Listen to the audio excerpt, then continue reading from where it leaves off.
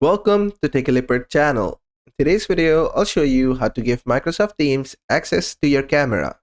So at first, what you have to do is just go to your search and search for settings. And after you do that, just open up settings. And after you have opened up settings, just go to privacy and security. And after you're in here, just scroll down a bit and you'll find camera. Just expand the camera section. From here, you gotta make sure your camera is turned on, as well as you gotta make sure Microsoft Teams also has access to camera. And after you have done that, Microsoft Teams will be able to access your camera.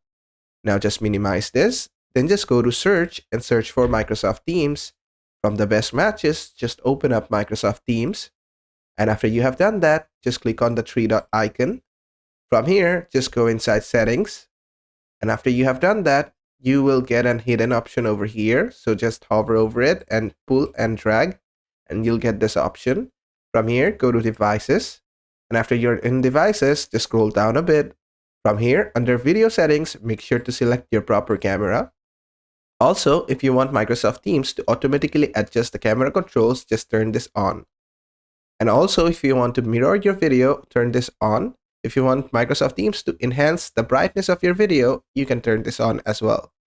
If you want Microsoft Teams to further polish your look, you can also turn the last one on as well. And you can also set the intensity to how much you want them to polish your face. And that's basically it. And basically that is how to give camera access to Microsoft Teams. I hope this video was helpful. If it was, please give it a thumbs up and don't forget to subscribe.